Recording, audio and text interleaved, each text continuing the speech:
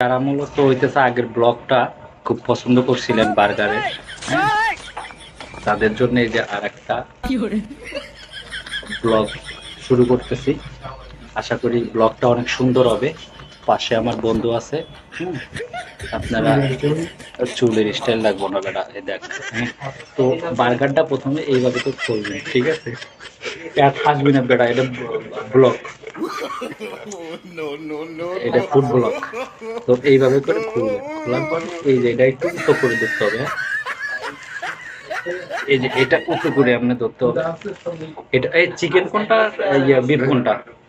এটা এটা হইতেছে চিকেন বার্গার, চিকেন বার্গার। আর এটা হচ্ছে বিফ।